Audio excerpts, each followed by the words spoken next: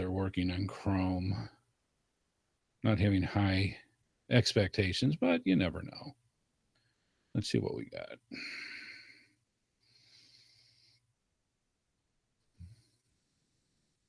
Nope, they are not. All right. Wishful thinking, but it's Chrome. What can I say? Obviously, they still have things working that they need to do. All right. So I am recording, and I'm also recording on the Hangouts video that I'm making right now. Hey, folks, how's it going?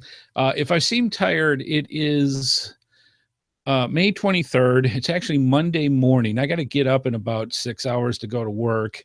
But I thought I'd make this out for you fine folks just to kind of give you a status of how things are going. We are using right now the brand new iMac 27-inch Retina 5K computer to do this Hangout. So this is the new computer. We are very impressed with it. There's a lot of things you can do, but there were some great challenges to get this to work right. And what I mean by that is I have a Behringer X1832 USB soundboard that I needed to be able to hook into the Retina or the iMac 27. And I got the computer on Friday and worked basically all, pretty much a good chunk of playing with it on Saturday, and then Sunday trying to go through and actually get things working with Hangouts, and had unsuccess after unsuccess after unsuccess. And that was a pain in the butt because what happens is with the iMac's 27-inch 5K system, it only has a single slot for basically headphones, just like you would have on an iPhone. No input. Now they have input through USB and through several other connectors through, what is it? I'm too tired to think. There's other connectors on the back of the iMac, but they're just not made for what I have with my setup here. So what I ended up having to do was go through and try after, different configurations. I was able to get it so that I could get the output, from with the USB connection. And again, I'm tired. I apologize. When I tried originally doing the USB, there was a problem with that. And the way that this works is so that you don't have me talking to you and then hearing myself talking back to me and causing feedback. What would happen is you had on the Behringer 2 different USB settings that you could try. And unfortunately, the way that it worked was I could either talk to you and you would hear me, but I could not hear you, or the other way around where you could talk to me and I could not talk to you at the same time. So that was very, very frustrating. Did a lot of research. There's apparently not too many configurations out there right now with the Retina and trying to use it for a podcast computer.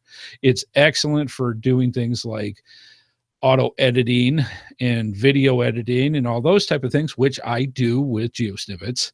But as a podcast machine, it just wasn't working like it should with the USB connection. And to be honest with you, I had the exact same problem with my PCs.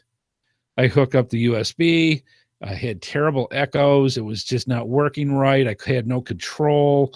I couldn't do things on the board with it with USB because it doesn't work the same way as it does through analog. And that's basically what I did with the PCs is I did an analog setup and had complete control through my card on what I wanted to do. And it was great. The problem is I didn't have the same flexibility. So I had to come up with some way. I tried doing, let me think over here. Oh, I don't have it right in front of me here, but I've got a splitter that I tried. That didn't work. And from all the frustrated research that I did, I basically found out you're going to have to use a USB interface between the soundboard and the computer.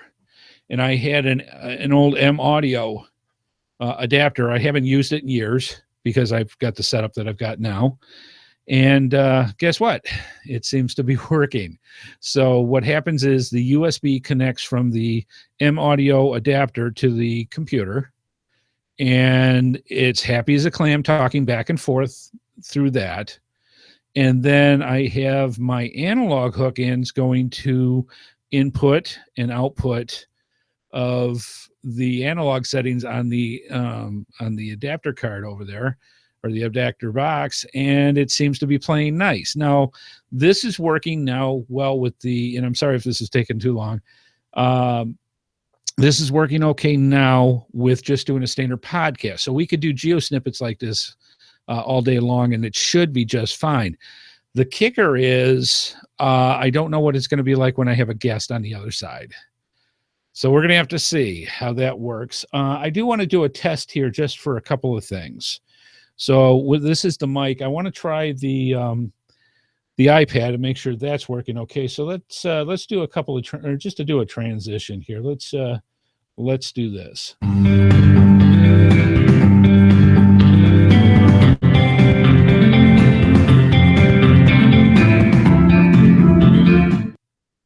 Okay, so that wasn't too bad. So I just want to make sure that you're able to hear everything this way. I'm going to play this video back and go from there. But hey, thank you to everybody that helped contribute with us getting this computer. If this doesn't work out, I will come up with another way of making it work. I saw one other example, but there's really nothing out there in the interwebs about this. So I'll probably be making a video on what I did, so that other people that are in the same situation of podcasting can do this as well. So I'm going to say goodbye. I got to go to sleep and get up to go to work, but I want to see this video afterwards and go from there. So have a good one. Have a safe one out there, folks. And we'll see you out on the trails, and we'll see you in pretty quick here. It's Monday early morning, and we'll see you Thursday on the GeoSnippits Reboot podcast. And we'll go through and talk about all the fun stuff that we went through, I'm sure, in the pre-show. So have a good one, and we'll see you later. Thank you, folks. Good night.